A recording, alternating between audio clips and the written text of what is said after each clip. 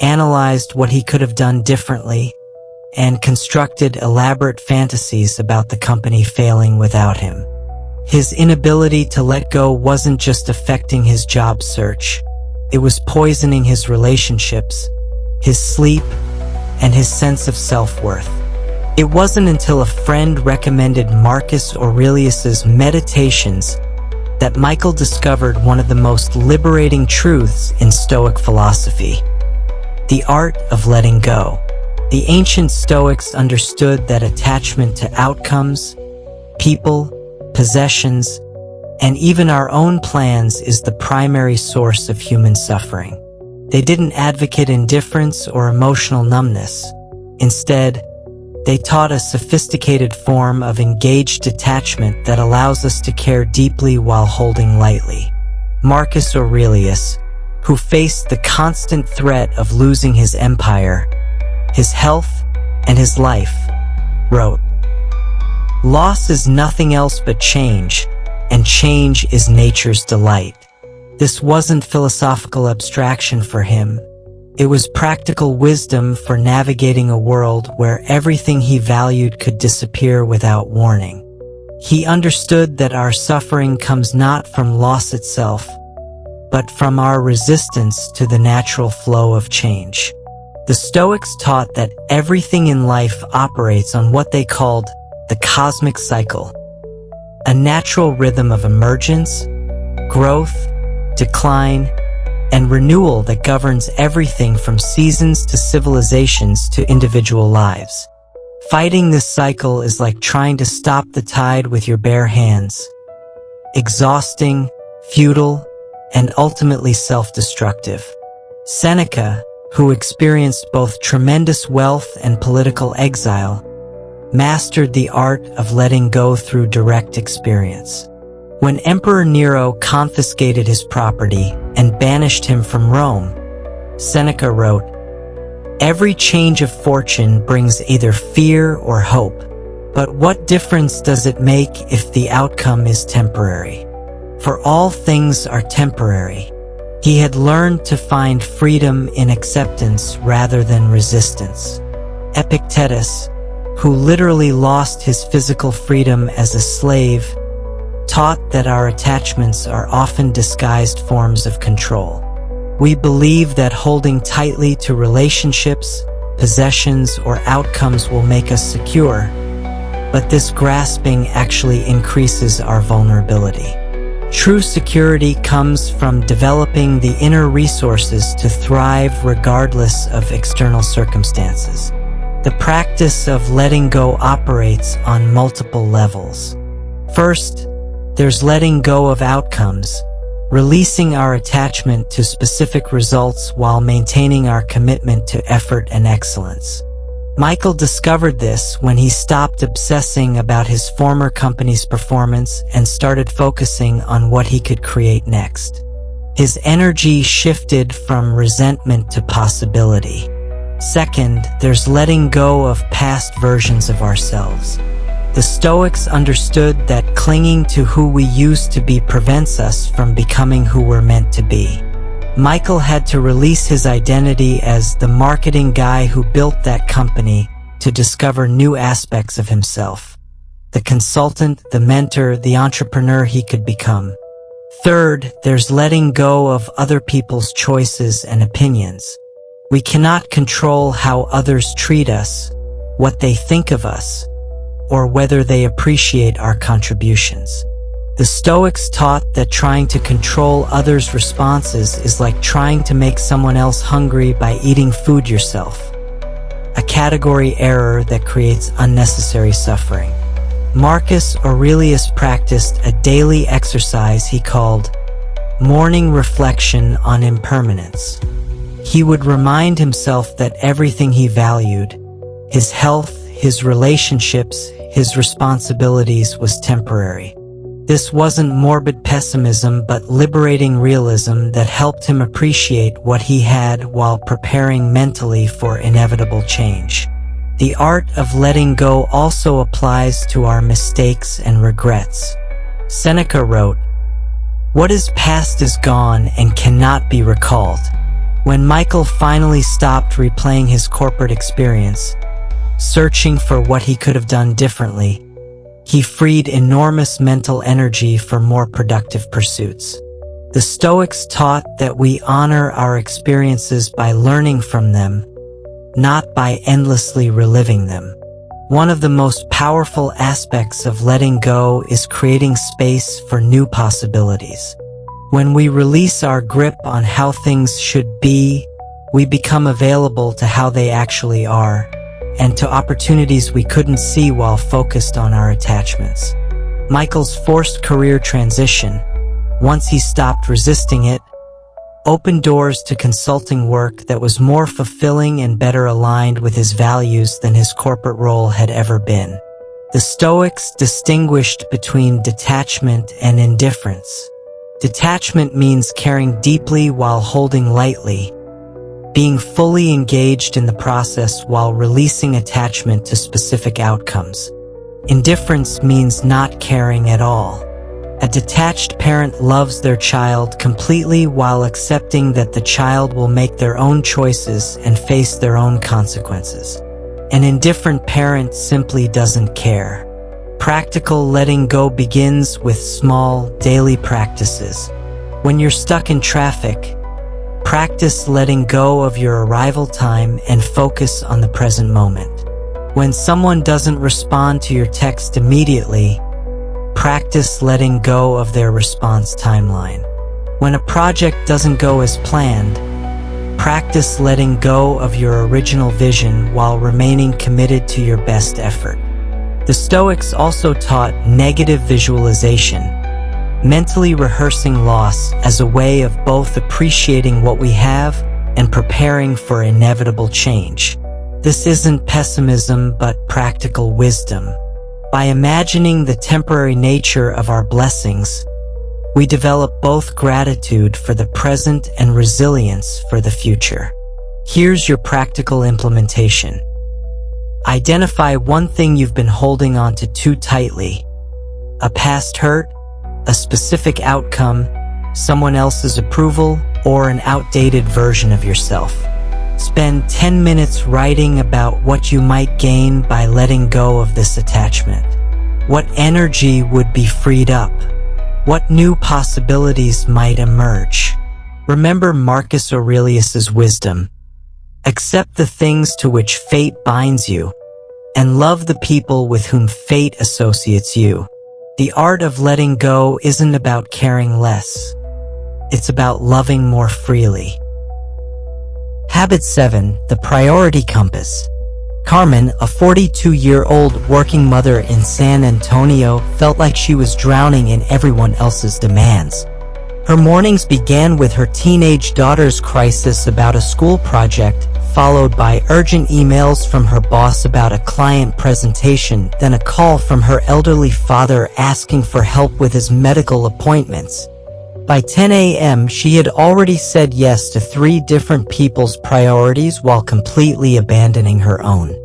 Her days were a constant juggling act of other people's emergencies, leaving her feeling exhausted, resentful, and disconnected from anything that truly mattered to her. The wake-up call came during a particularly chaotic week when Carmen realized she had spent 40 hours responding to everyone else's needs but hadn't devoted a single hour to her own health, relationships, or personal goals. She was living everyone's life except her own. This realization led her to discover one of the most transformative Stoic practices, the discipline of clear priorities, learning to distinguish between what's urgent and what's important, and having the courage to focus on what truly matters. The ancient Stoics understood that time and energy are our most precious resources, and how we invest them determines not just our effectiveness but our character. They recognized that without clear priorities, we become reactive rather than proactive, scattered rather than focused, and ultimately frustrated rather than fulfilled. Marcus Aurelius, who had to balance the demands of governing an empire with his commitment to philosophical growth, wrote in his personal journal, "If you are pained by any external thing, it is not this thing that disturbs you, but your own judgment about it. and it is in your power to wipe out this judgment now. He understood that our distress often comes not from having too much to do, but from lacking clarity about what deserves our attention. The Roman emperor developed a practice he called morning intention setting, where he would begin each day by identifying his core responsibilities and values. He would ask himself, what are the few things that, if accomplished today, would make this day meaningful? This wasn't about productivity hacking, it was about aligning his daily actions with his deepest values. Seneca, who juggled roles as philosopher, playwright, businessman, and political advisor, mastered the art of priority setting through painful experience. In his letters to Lucilius, he wrote, "It is not that we have a short time to live, but that we waste a lot of it." He learned that busy doesn't equal important, and urgent doesn't equal essential. The Stoics taught that most of our stress comes from what they called category errors, treating unimportant things as if they were vital and treating other people's priorities as if they were our own. Epictetus reminded his students, don't explain your philosophy. Embody it. For him, embodying philosophy meant making choices that reflected his values rather than simply reacting to external demands. When Carmen began applying Stoic priority principles, she first had to identify what truly mattered to her. This required honest self-examination. What kind of mother did she want to be? What kind of professional? What kind of daughter, friend, and human being? She realized that her constant reactivity was actually taking her further from these ideals, not closer to them. The Stoics recommended a powerful exercise, imagining you have only 1 year to live. What would you focus on? What would you stop doing? What relationships would you prioritize?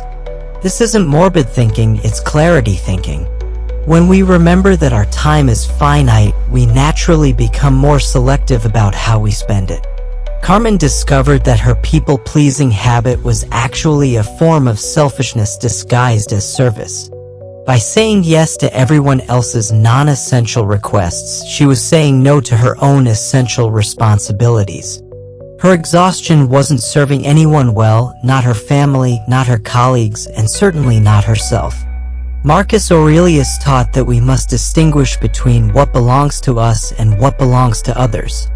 Other people's poor planning, anxiety, and urgent requests don't automatically become our responsibilities. We can be compassionate and helpful without absorbing everyone else's chaos into our own lives.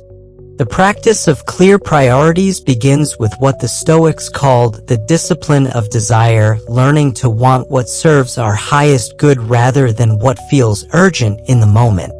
Carmen began asking herself, is this request aligned with my values and responsibilities, or is it just urgent to someone else? This single question transformed her ability to make conscious choices rather than automatic reactions. Seneca developed a time audit practice that Carmen found invaluable.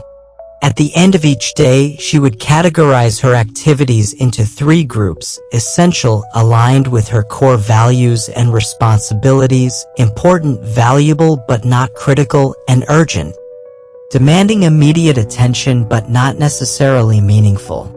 She discovered that most of her time was being consumed by the urgent category while the essential category was being neglected. The Stoics also taught the importance of saying no with grace and clarity. Epictetus advised, don't consent to be hurt and you won't be hurt. This is the only sure way to be secure. Carmen learned that saying no to good things allows us to say yes to great things. She developed scripts for declining requests. I appreciate you thinking of me, but I'm not able to take this on right now, or that sounds valuable, but it doesn't align with my current priorities. One of Carmen's most powerful discoveries was that clear priorities actually improved her relationships. Instead of being a scattered, resentful helper, she became a focused, intentional contributor.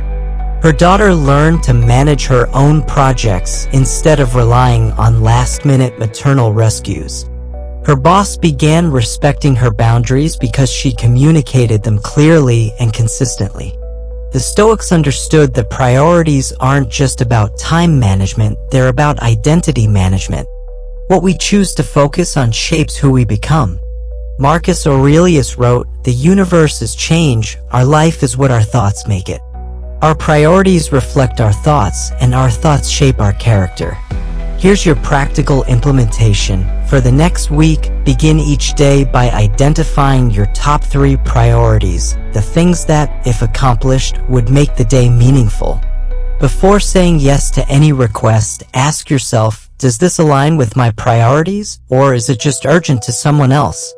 Notice how this simple filter transforms your daily experience. Remember Seneca's wisdom, every new beginning comes from some other beginning's end. Clear priorities help us end the chaos of reactive living and begin the intentional life we truly want. Habit 8. Forging strength through failure. Thomas, a 46-year-old restaurant owner in Dallas, had always been the type of person who bounced back from setbacks. He'd weathered economic downturns, difficult employees, and challenging health inspectors with resilience and optimism.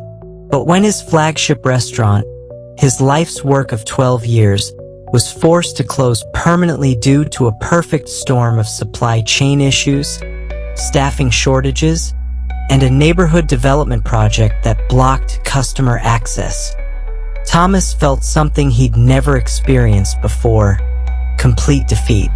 For months after the closure, Thomas couldn't bring himself to even drive past the empty building.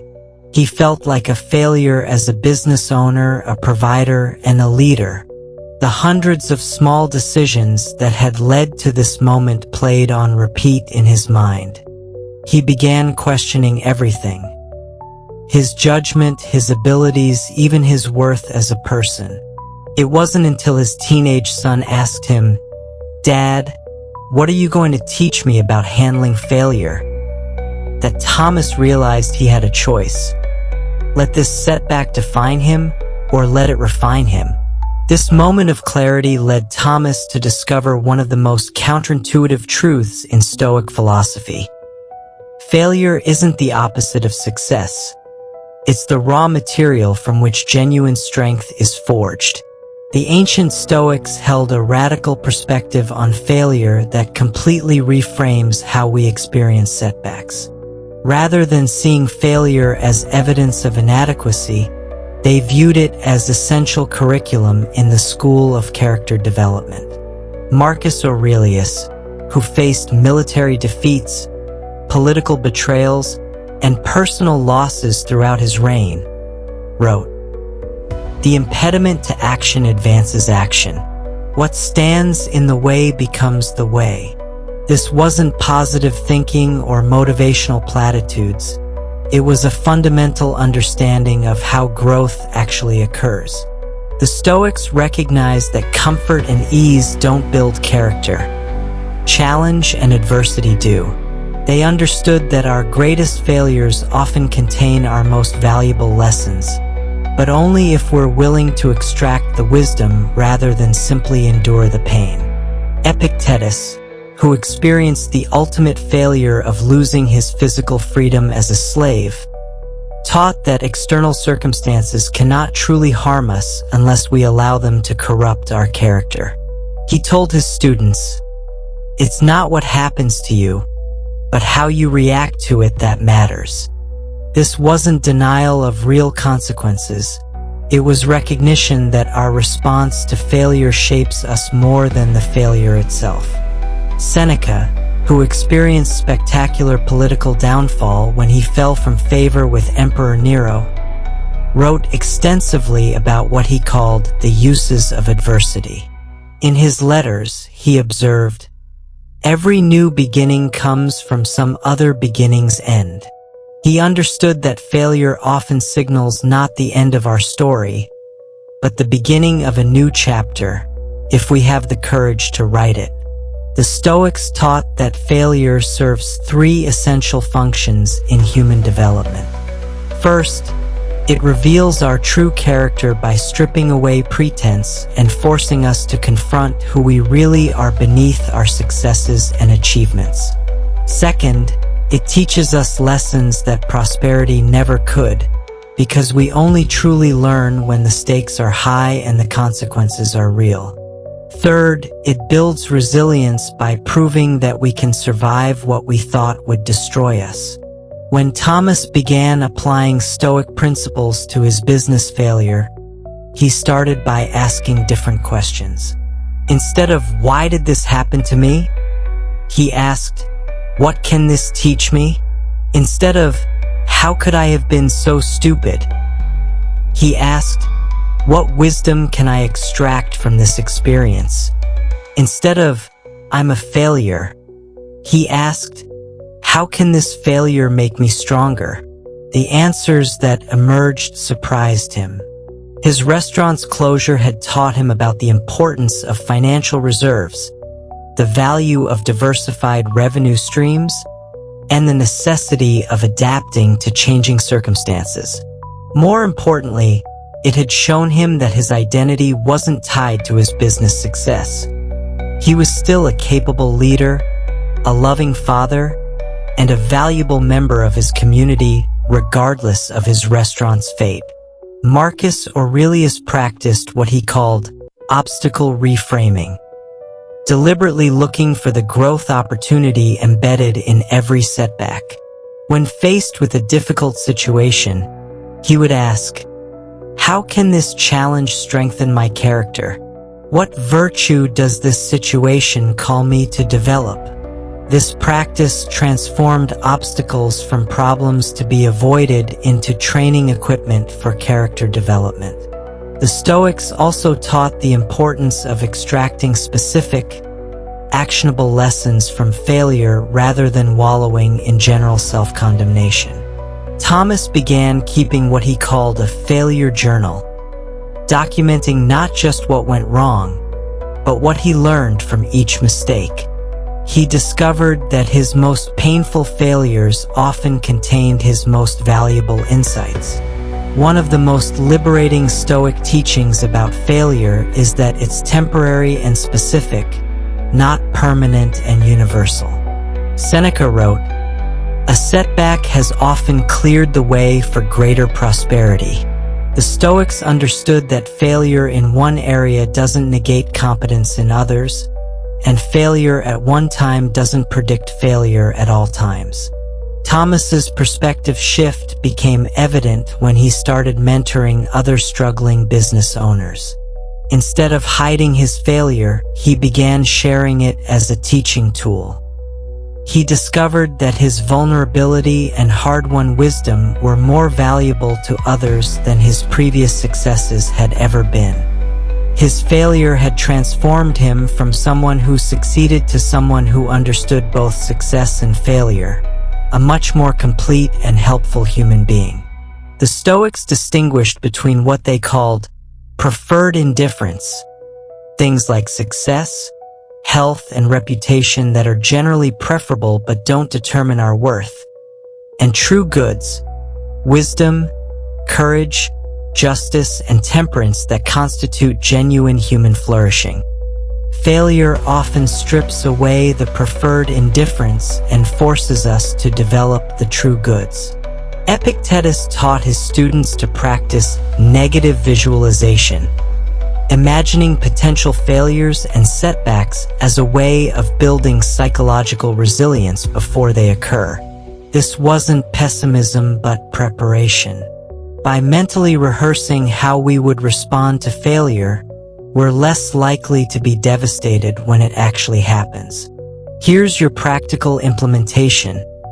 Think of a recent failure or setback you've experienced. Write down 3 specific lessons you learned from this experience and how they've made you stronger or wiser. Then identify one way you can use this hard-won wisdom to help someone else facing a similar challenge. Remember Marcus Aurelius's profound insight: the universe is change. Our life is what our thoughts make it.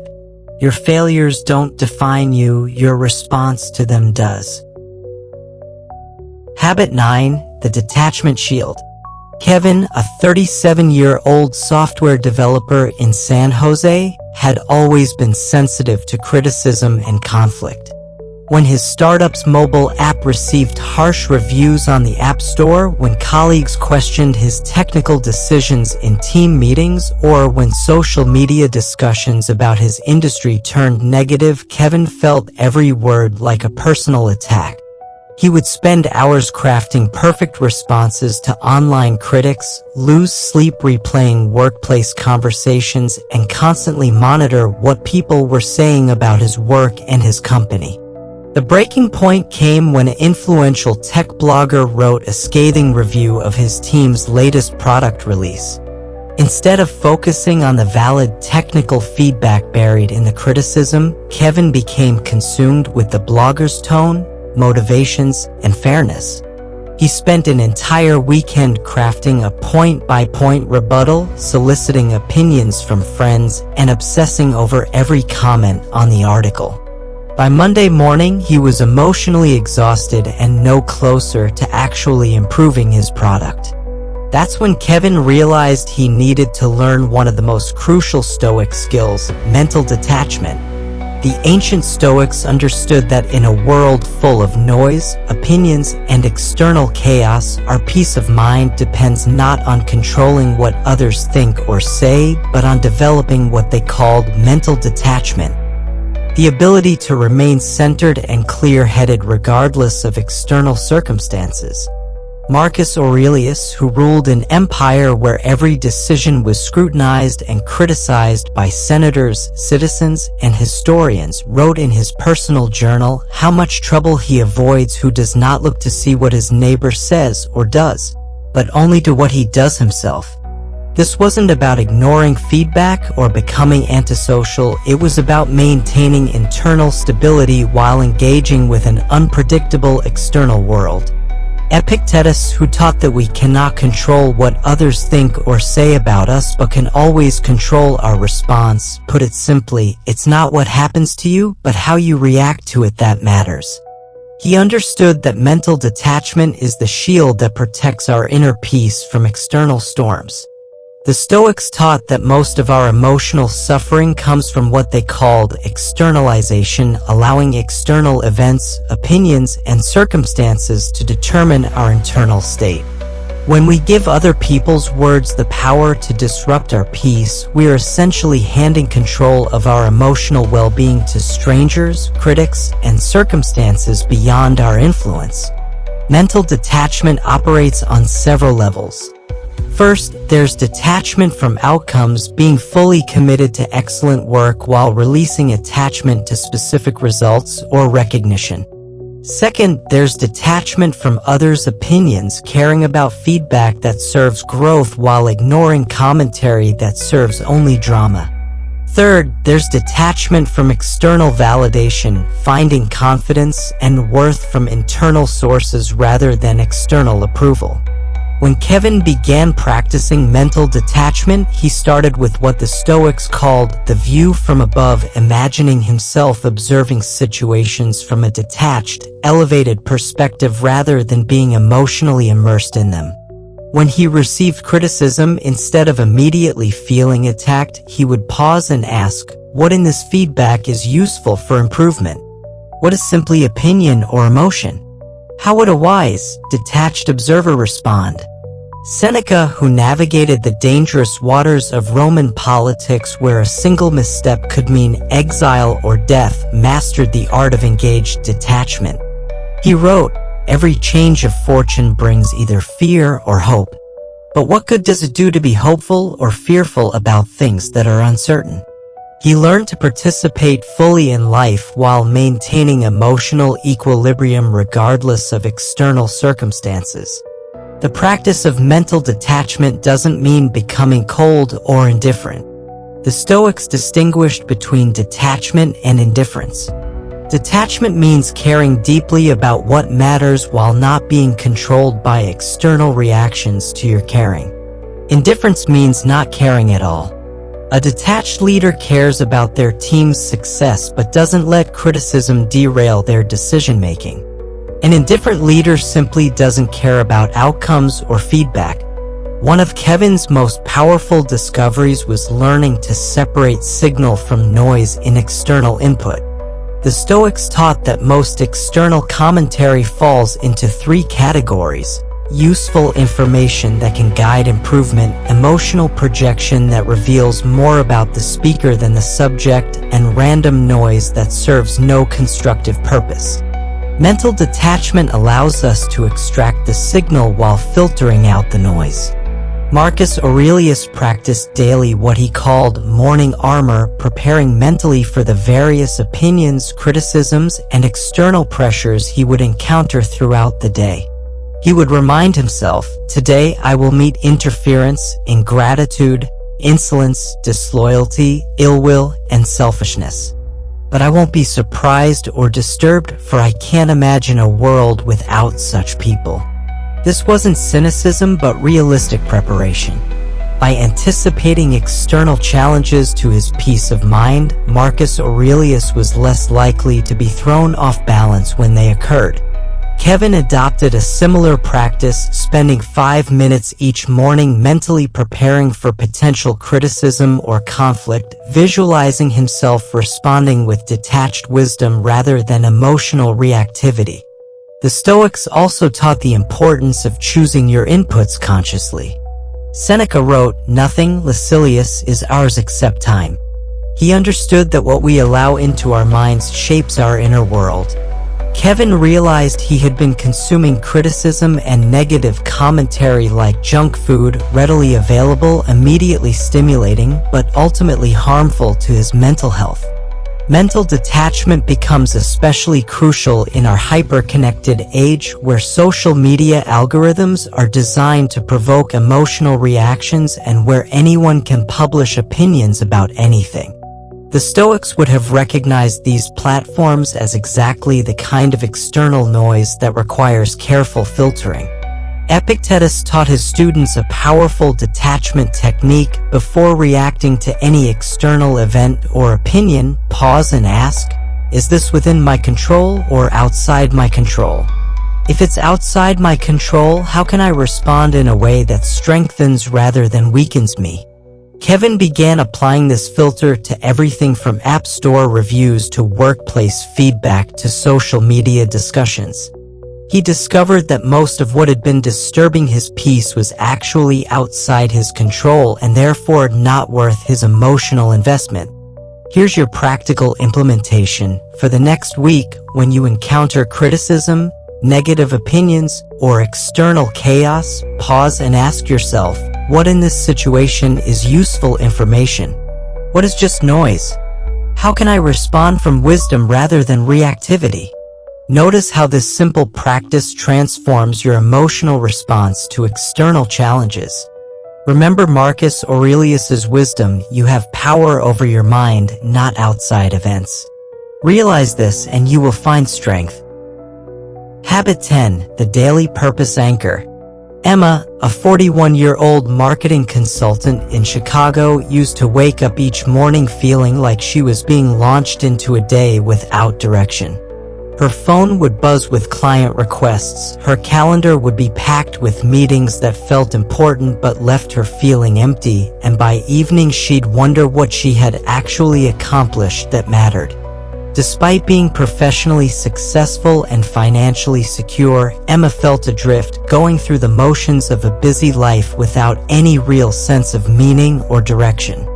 The turning point came during a particularly hectic week when Emma realized she couldn't remember the last time she had woken up excited about her day. She was living reactively, responding to other people's priorities while her own sense of purpose remained buried under layers of obligation and routine. That weekend, while reading Marcus Aurelius's Meditations, she discovered a practice that would transform not just her mornings, but her entire relationship with time and meaning: setting a daily purpose. The ancient Stoics understood that without clear intention, we drift through life like ships without anchors, at the mercy of every current and wind. They recognized that meaning isn't something we find, it's something we create through conscious choice and daily commitment to what matters most. Marcus Aurelius, despite carrying the enormous responsibility of governing the Roman Empire, began each day by setting clear intentions about how he wanted to show up in the world. In his personal journal, he wrote, "When you wake up in the morning, tell yourself, the people I deal with today will be meddling, ungrateful, arrogant, dishonest, jealous, and surly. They're like this because they can't tell good from evil. But I have seen the beauty of good and the ugliness of evil and have recognized that the wrongdoer has a nature related to my own." This wasn't just morning philosophy, it was practical preparation for living with purpose regardless of external circumstances. Marcus Aurelius understood that without intentional direction, we become reactive rather than proactive, scattered rather than focused, and ultimately frustrated rather than fulfilled. Seneca, who balanced roles as philosopher, playwright, businessman, and political advisor, wrote to his friend Lucilius, "Every day is a step toward eternity." He understood that our daily choices, guided by clear purpose, compound over time to create the life we actually live. Without daily intention, we may look back years later and wonder where our time and energy actually went. The Stoics taught that purpose operates on multiple levels.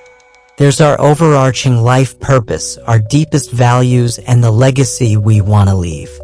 There's our seasonal purpose, the particular focus or growth we're committed to during specific periods of our lives. And there's our daily purpose, the specific intention that gives each day meaning and direction.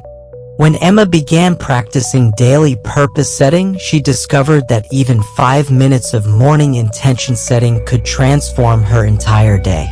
Instead of waking up and immediately checking emails or social media, which put her in reactive mode from the moment she opened her eyes, she began asking herself, "What do I want to accomplish today that would make this day meaningful? How do I want to show up in my relationships and work? What would make me feel proud of this day when I reflect on it tonight?" Marcus Aurelius emphasized that daily purpose isn't about grand gestures or major accomplishments, it's about bringing intention to ordinary moments. He wrote, "The happiness of your life depends upon the quality of your thoughts." When we begin each day with purposeful thoughts, we set the stage for purposeful actions. Emma's daily purposes weren't always elaborate. Sometimes it was, "Today I will listen more than I speak in meetings." Other days it was, "I will express genuine appreciation to at least one person on my team." During stressful periods, her purpose might be, "I will maintain calm composure regardless of what challenges arise." The key wasn't the size of the purpose but the clarity of the intention. The Stoics understood that daily purpose serves as both compass and anchor. As a compass, it provides direction when we face decisions throughout the day. As an anchor, it keeps us grounded in what matters most when external pressures try to pull us off course. Epictetus taught that we should approach each day like an athlete preparing for competition. Just as athletes visualize their performance and set specific goals before competing, we should mentally prepare for our day by clarifying our intentions and values. He told his students, "Don't explain your philosophy. Embody it." Daily purpose is how we embody our deepest values in practical action.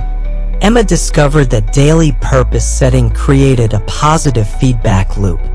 When she woke up with clear intention, she was more likely to make choices aligned with her values throughout the day. When she made value-aligned choices, she felt more satisfied and energized. This positive energy made it easier to set meaningful purposes the following day. The practice becomes especially powerful during difficult periods. When Emma's largest client unexpectedly terminated their contract, her first instinct was to spiral into anxiety and reactive job seeking. But her daily purpose practice provided stability. That morning, instead of panicking, she set the intention, "Today I will respond to this challenge with grace and strategic thinking." The single intention transformed her response from reactive scrambling to proactive planning. Marcus Aurelius wrote extensively about what he called morning reflection, not just reviewing the day ahead, but connecting daily activities to deeper purpose. He would ask himself, how can today's responsibilities serve something greater than myself? How can I use today's challenges to build character and wisdom? The Stoics also taught that daily purpose should be flexible rather than rigid. Seneca wrote, "Every change of fortune brings either fear or hope." When circumstances change unexpectedly, our purpose provides stability while allowing us to adapt our approach. Emma learned that her daily purposes were like North Stars, providing consistent direction while allowing for course corrections as needed. One of Emma's most significant discoveries was that daily purpose improved her relationships. When she set intentions like, "I will be fully present in conversations today," or "I will look for ways to support my colleagues," her interactions became more meaningful and her professional relationships deepened. The practice of daily purpose also creates what psychologists call implementation intentions, specific plans for how we'll respond to likely scenarios. Instead of hoping we'll make good choices, we pre-commit to specific behaviors aligned with our values. Here's your practical implementation. Starting tomorrow, spend 5 minutes each morning asking yourself, what would make today meaningful? How do I want to show up in my relationships and responsibilities? What specific intention will guide my choices today? Write down your daily purpose and refer to it when facing decisions throughout the day. Remember Marcus Aurelius's profound insight, confine yourself to the present. Daily purpose helps us make the present moment meaningful while building the life we truly want to live. As we reach the end of our journey through these 10 transformative habits, let's return to where we began, with Sarah, sitting in her car outside that Chicago office building, feeling overwhelmed and emotionally drained. Imagine if Sarah had these Stoic tools at her disposal. Instead of gripping her steering wheel in anxiety, she might have taken a moment to identify what was actually within her control that morning. Rather than reacting impulsively to each crisis text and email, she could have practiced the inner pause, choosing her responses from wisdom rather than panic. Picture Sarah embracing radical honesty about her patterns, recognizing that her constant reactivity was a choice, not an inevitability. Imagine her spending 5 minutes each evening reflecting on her day, extracting lessons from challenges and celebrating her growth. See her practicing gratitude for the job that provides for her family, the daughter who trusts her with problems, and the mother who calls because she cares. The 10 habits we've explored aren't just ancient philosophy, they're practical tools for modern emotional resilience. When you master your circle of control, you stop wasting energy on factors beyond your influence and channel your power where it can make a real difference. When you practice the inner pause, you transform from someone who reacts to life into someone who responds with wisdom. When you embrace radical self-honesty, you build authentic strength rather than fragile pretense. Daily reflection turns your experiences into wisdom, while gratitude transforms your perspective from scarcity to abundance. The art of letting go frees you from the weight of the past, and clear priorities ensure your energy serves your deepest values. When you learn to forge strength through failure, setbacks become stepping stones rather than roadblocks. Mental detachment shields you from external chaos, while daily purpose anchors every morning in meaning. These habits work synergistically, each one strengthening the others. Your morning purpose setting makes it easier to identify your circle of control. Your evening reflection deepens your self-honesty and gratitude practice. Your ability to let go makes it easier to maintain mental detachment from criticism and chaos. Together, they create what the Stoics called the inner citadel, an unshakable foundation of emotional strength that no external circumstance can touch. The ancient Stoics understood something our modern world often forgets. True strength isn't about avoiding difficulty or controlling outcomes. It's about developing the inner resources to thrive regardless of external circumstances. As Marcus Aurelius wrote, "You have power over your mind, not outside events. Realize this, and you will find strength." Your transformation begins with a single choice. Which of these 10 habits will you commit to practicing this week? Perhaps you'll start by identifying your circle of control each morning, or practicing the inner pause before your next emotional reaction. Maybe you'll begin evening reflection or set a daily purpose. The specific starting point matters less than the commitment to begin. Remember, as Seneca taught us, a good character is not formed in a week or a month. It is created little by little, day by day. These habits aren't quick fixes. They're lifetime practices that compound into extraordinary emotional resilience and wisdom. The Stoics have given us a timeless roadmap for inner strength. Now it's time to walk the path. Your emotionally stronger self is waiting on the other side of consistent practice. Start today, start small, but most importantly, start. In closing, I want to thank you for joining me on this journey through Stoic philosophy. If you found value in this episode, please take a moment to like, subscribe, and share this content with others who might benefit from these insights. By spreading the wisdom of Stoicism, we can create a community of individuals committed to personal growth and resilience. Your support helps us continue to share these important messages and empower others on their journeys.